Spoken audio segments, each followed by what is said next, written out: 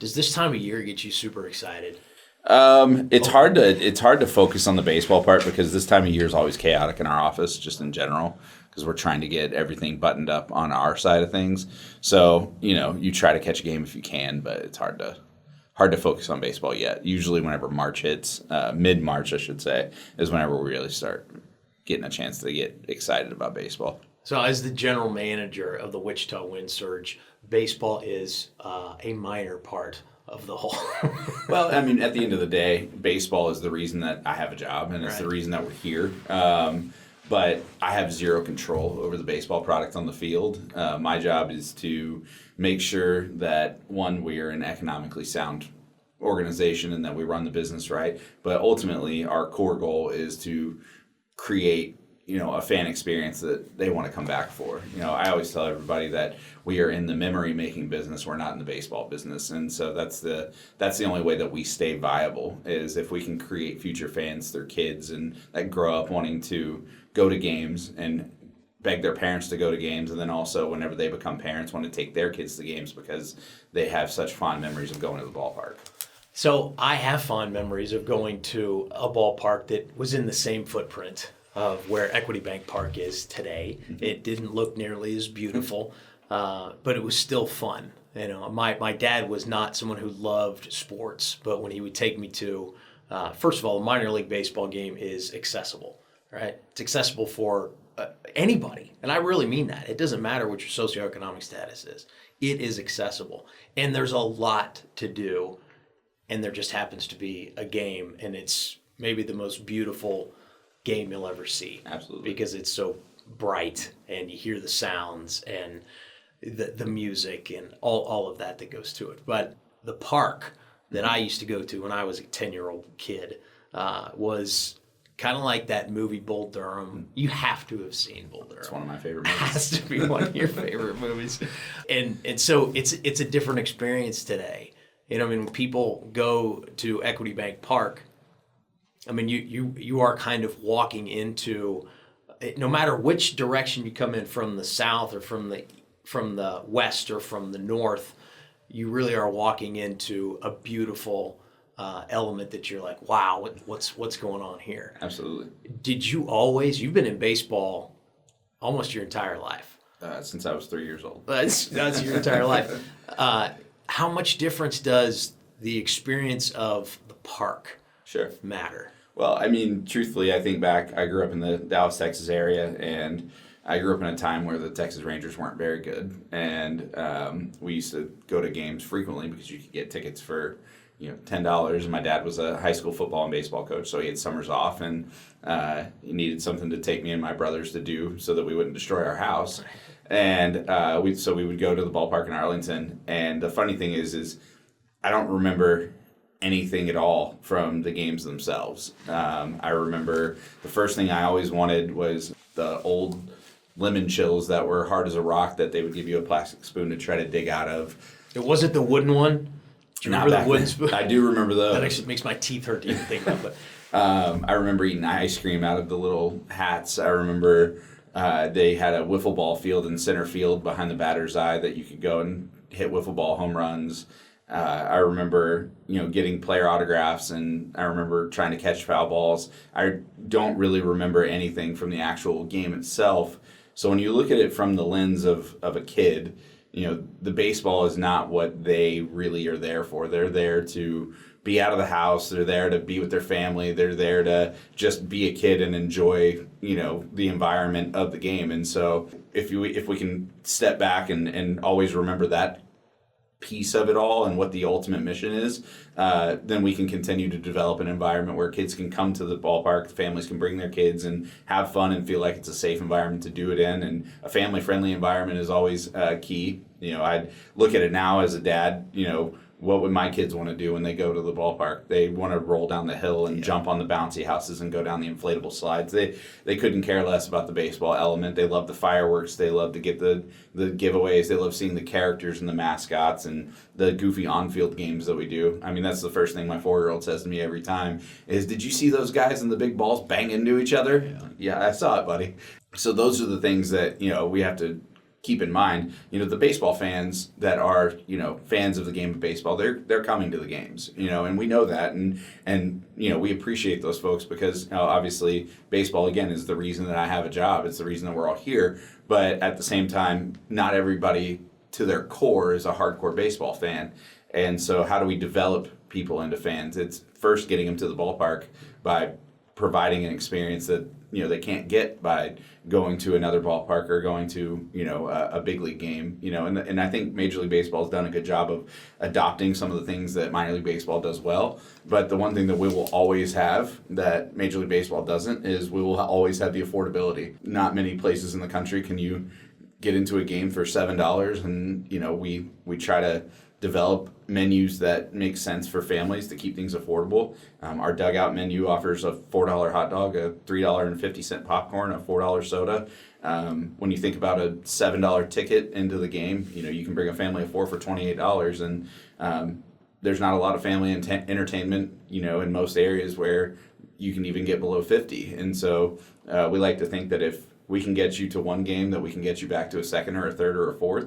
And especially if we're on the affordable side, then we feel like we can get you multiple times. And ultimately, that's our goal, is to get people to the gates, get people to the game so that they can enjoy what we're trying to do, which is put on a fun experience for fans. Oftentimes, I think someone thinks of a general manager like, well, they're up in the box, just, watching the game, wearing the suit and tie. You are intimately involved in every aspect of every game. Very much so. Was that your idea? No, that's minor league baseball. I wish I could say that I was the exception to the title, but I'm not. There's a lot of great general managers in minor league baseball. There's 120 of us across the country, and my ownership group, thankfully, has 48 teams, and so I get to internetwork with 47 other general managers that do things really well in their own markets. And if you knew some of the crazy, wacky, wild things that other GMs are doing, you would almost think that I'm reserved. There's some really good GMs that have done a really good job for the last 30, 40, 50 years of baseball. Well, I think one of the cool things about you delivering that is it elevates that effort. Now, I also liked it, and maybe does this still happen, where you have local personalities that maybe take or have a chance to sponsor a certain segment that happens in between innings? Absolutely. Yeah, so I always tell everybody, season ticket holders are the lifeblood of what we do. Season or just ticket buyers in general, because they're the reason we can afford utilities and the reason we can turn the lights on, pay our salaries. It's the sponsors that help create the fun. If you think about fireworks, there's a sponsor attached to every fireworks show. If you think about giveaways, same thing with the in-between innings. Any of the times we bring celebrities in, there's sponsors attached to them. It's the ticket buyers that help turn the lights on. It's the sponsors that help bring the fun. And that's when we break it down that way, it kind of helps everybody see why sponsorships and partnerships are so important to what we do, because without those things, we wouldn't be able to bring the environment and the experience that we provide on a night in, night out basis. Well, I'm glad you said fun, because it's fun to see that it's Equity Bank Park. Equity Bank sees that as fun. I know that it brings a smile to the face of every Equity Bank person that walks in that stadium, especially Rick, when you can see Equity Bank everywhere. But it gives us a chance at Equity Bank to have fun with it. And there was some fun with a game, I guess you could say, a game within the game called the Field of Fortune. Yep. And you emceed it, man. You saw that from the beginning to end. Can you tell us about that experience and how fun that was for you and our fans? Yeah, so Rick came and said, hey, I want to do this. I want to give away $10,000. I said, okay. How would you like me to do it? And he said, I don't know, come up with something. So we kind of ideated internally with our promotions manager and our marketing director and said, hey, here's kind of what they have in mind. We need to develop the game around this. And so Angie Smith, who's our promotions manager, did some work and had some thoughts, and we kind of put our heads together, and ultimately, deal or no deal style game came about, but ultimately we couldn't do it at the pace at which they do deal or no deal because of time constraints. So we kind of tweaked it a little bit. So we laid out the 30 bags, each with varying amounts of money in them, so that fans could grab 3 bags, and then we would go through the do you want to keep this, or do you want to give yourself a chance to win, a higher amount, but you run the risk of losing everything if you get to the end and there's a zero. And I think that developed a suspense element to it. But the game, the first time it happened, there was a lot of, oh, what's going on down there? By the time we hit the second time, third time around, everybody would show up on a Friday night and say, is tonight a night that we're doing Field of Fortune? And I would say, no, I'm sorry, it's going to be next Friday. And they would turn around to their, significant other or their kids and say, okay, we have to come back next Friday then if we're going to do this. And so it was a lot of fun. I don't think we knew what it was going to do, but it developed a really fun following, and then the way that we ended it was incredible. And it's a fun game. You and I were talking a little bit beforehand. My old career was I was a sports anchor in front of the camera, and so anytime I can refresh my old skills, it's always fun to get out there and do that. But anything that we can do to bring in experience, fans enjoy it. It's a great way to keep fans entertained while we're waiting to get fireworks set up, quite honestly, to keep the fun rolling so that there's no gaps in between that. And I think ultimately it's something that, we've had people reach out to us and say, are y'all going to do that this year again? And I said, yeah, we've talked to everybody. We're going to roll it back out. And so I think it's developed a good following, and I think more and more people will continue to latch onto it. That's great. Because you want people engaged in the atmosphere of it. And nothing does that more than money, right? And so, yes, it's fun giving money away, but it's even to take that one step further, it's fun as Equity Bank to teach what do you do with money. Yep. And I actually think that the guy who won, Joe, wasn't Joe the winner? Mm-hmm. I think he did a heck of a job saying, here's how I'm going to actually spend my money. I don't think there could have been a better winner than Joe as far as the ambassador for the first Absolutely. Field of Fortune that Equity Bank rolled out. So I think it's neat to not only have fun with it and give away money, but also teach the principles of, well, now what do we do with it? Right. Our $10,000 Field of Fortune winner is Joseph Hutchinson! My name is Joseph Hutchinson. Most people call me Joe. Disbelief is what was kind of going through my head at that moment. Like, I just can't believe it's there. Trying to make eye contact with my kids, and immediately was trying to figure out how in the world am I going to tell my wife that she missed out on me winning $10,000. My wife, right going up into that, was dealing with kidney stones, be able to pay off some of those medical bills. My dog, right after, blew a ligament. And so taking care of his knee surgery was not fun, but again, I didn't have to worry about it. It was real sweet. We are planning to go on a cruise as a family. I got a couple honey wish list things done, some new pots and pans for the family, a new pair of running shoes, stuff like that was just needed, and be able to kind of just set those things up. So huge blessing. Not always, sometimes you're like, hey, I could go maybe put a down payment on a car or something like that, but exactly what we needed, not knowing what was coming, and really set us up for the win. For those of you that see that QR code for Field of Fortune, it's legit. Scan it. Take the opportunity. You never know what's going to happen from there. But yeah, we are so thankful to be coming out to the ballpark. It's one of our favorite things to do in the summer. It was a good winter in general. He's a pastor at a local church.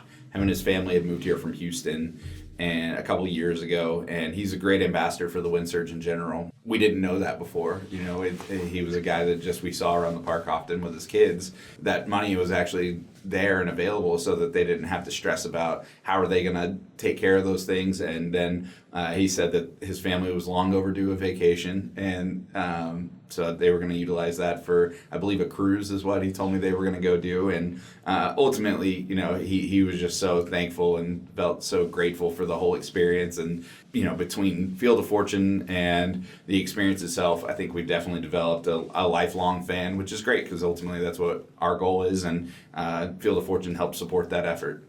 Well, sharing that story with families, I can imagine another kid going, "Hey, Daddy, is this the one where you're going to win $10,000?" Right.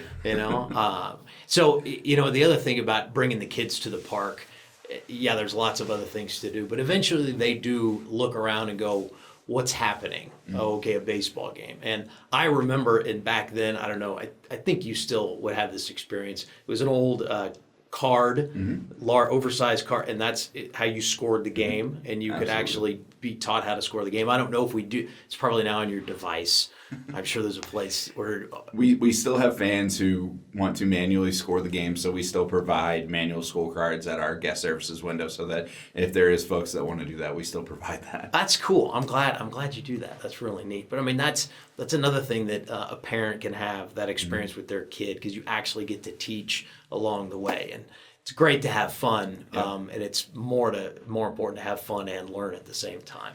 Yeah, and I mean, baseball is a mathematical game. We all know that, and that's how we're able to weave in our STEM and education days, because there is so much science and math applied to everything that we do. I mean, if you think about everything we do is keep stats, and that's all mathematics. And if you start thinking about geometry of angles and trying to get to a ball as fast as you can, you have to think about physics in the way of, if I throw this ball 97, and he hits it with an exit velocity of 100 mile an hour exit velocity with a 30-degree launch angle, it's probably going to go out for a home run. So there's a lot of mathematics, physics, geometry, science into the game of baseball. And I think at every step of the way, you could apply some level of education. No question about it. You've also allowed Equity Bank to put a kiosk in, and I think the dollar dugout, right? That's a new thing this year. It's a new thing this year. It was a big element that Rick wanted to have involved, and it goes into the education thread that we've been discussing. Is a lot of people throughout their entire life don't really get a ton of education around how to utilize money properly. I'm probably a great example of that. When I got into college, I got my first debit card, and you sit there and swipe that thing all day long. You never really know what you're doing, and then my mom calls me and says, "Hey, you overdrew your account $200," and it's it's a great wake up call to realize I never really had to worry about those kinds of things. And so the new dollar dugout will show people the benefits of savings accounts and how compound interest can have such a positive effect. And again, those are all things I learned beyond college, which is even crazy to think about. And so now this offers kids an opportunity to see at an early age what a savings account and what interest can do to help benefit you. And I think that there's probably some adults out there too that could probably take away some good education. No, without question. And so I think that's kind of the fun part, is when you teach once, you learn twice. Yep. And so as a parent, I'm sure you've had this with three little ones. You're teaching them, and you're going, "Oh yeah, that's maybe something that I should continue to do." Right. Like get up on time, make your bed. I maybe need to do that as well. But that idea of compounding leads to a positive outcome in the future in whatever the aspect of your life is. Yep. And if we can teach that with money principles, especially because, to your point, when we don't physically, tangibly touch it, it makes it harder to absorb how real it is when it's not there. Yeah, it's easy to hold on to a $20 bill in your wallet because you have an emotional tie to the physical money. But we live in such a digital world nowadays that if you can learn the benefits of keeping an eye on your money, making sure that you're taking care of it responsibly, it can do well for you whenever you get older. We had mentioned Joe, who won, was from Texas. You're from Texas. I have seen a lot of Texas license plates in Wichita lately. I think it's becoming the place that people are finding respite. What do you think of Wichita, USA? Because this is your first stop in our community. I think one of the biggest selling points, and what I've probably told everybody this story that's asked me this question, is whenever I was first being recruited to come down here to be the GM of the Wind Surge, my wife and I moved to Scranton, Pennsylvania, sight unseen. And she told me there's no way that we can do that again, which I totally understand. Our CEO, flew me down here to see the market, to, look at houses, to make sure it was a comfortable fit. He even flew my wife and my kids down as well. And in that short period of time, we were staying at a hotel in Delano, and my wife had forgot something in the car, so I was running down to go grab it. And when I got on the elevator to come back up, there was a gentleman already on the elevator who held the door for me. And I asked him, "Hey, how are you, sir?" And he proceeded to tell me his entire day and how everything was going. And all of that happened in about a 30-second elevator ride between 3 floors. And that's the style of people that I grew up with. I feel like Wichita or Kansas in general, and pretty much if you just run up the center of the country, everybody's very similar in the sense that they were raised very similarly, and everybody has mutual respect for each other and is typically pretty genuinely nice and wants to hold doors for people and want to have conversations and just very friendly. And so that was a wake-up call that this is exactly where we needed to be. That was in January of 2024. We ended up moving here in February of 2024, and we haven't had a second thought since, because it's been so easy to integrate into the community. It was easy to get into a church community. It was easy to get integrated to our neighborhood. Everybody's just been so great and so easy to get along with. And I think that that's what makes this place so great, is the people, genuinely the people. Yeah, man, and you do get to go to work at a special place there's a lot of people in Wichita, USA that don't even go down and see the skyline that is our downtown. And a community does start from the middle out. It does. No matter where you are, you have to have a core that anchors the community. And I think the ballpark is a beautiful anchor to our community. And so it's so the hill in left field, is that a standard of parks across?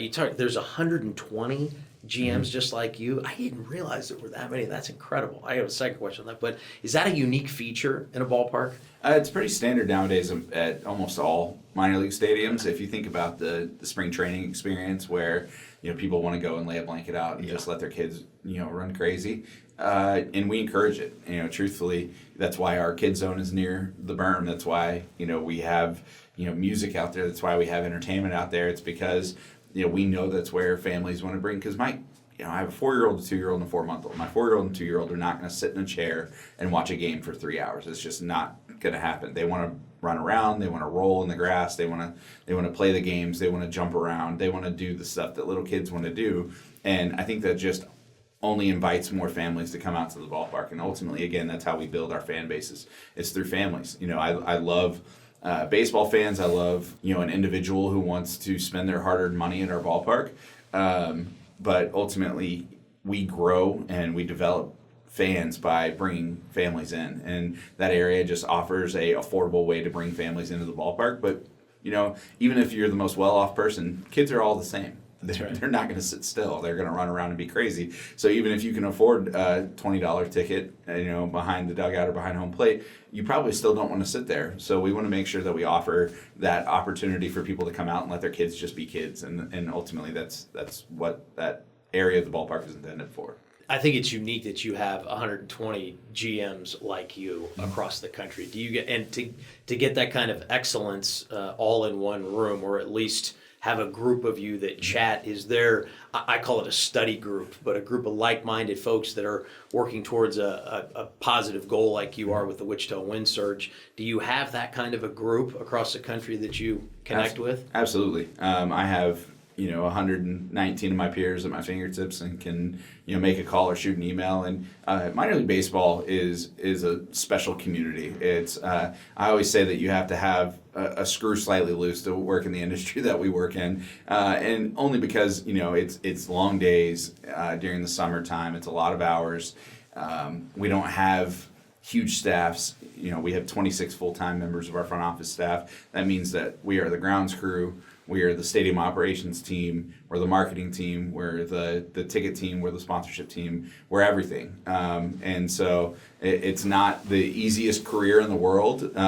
You have to have a lot of support behind you. Thankfully, my wife is a former athlete and knows what it's like to have to work those kinds of hours and be a part of those kinds of hours.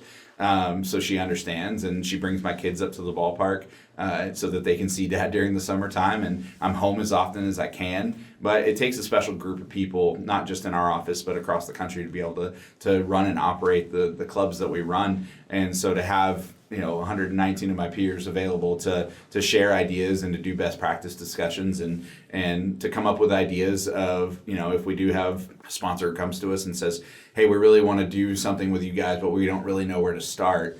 I can pick up the phone and say, hey, you guys have a similar sponsor in your market. What do you guys do? And so we can share ideas and do a lot of case studies and things of that nature to make sure that, we're running the best operation we can. Man, that's so cool. Well, I mean, the Equity Bank footprint is vast, right? Yes. Up, as you say, the middle. I mean, there's a lot of your peers in our footprint, I would imagine. Absolutely. So my ownership group is Diamond Baseball Holdings, and we have clubs in Midland, Texas, Corpus Christi, Texas, Springfield, Missouri, Tulsa, Oklahoma City, obviously Wichita, Kansas, Des Moines, Iowa, St. Paul, Minnesota, Omaha, Nebraska, all up the center of the country. And then we go east and west as well. We have teams in California, Florida, New York, and everywhere in between. Well, I'm glad you landed here. Thank you. And I think it's really neat that you and your wife actually like it here, because your kids are of that age that if you find a career that you love and not necessarily a community that you love, that's going to be tough on them. But I think you found a nice marriage between the both. We moved across the country twice, from Texas to Pennsylvania, Pennsylvania to Kansas within a 2.5-year period. The fun joke is that all three of my kids were born in a different state. My oldest was born in Texas, my middle son was born in Pennsylvania, and my daughter was born in Kansas.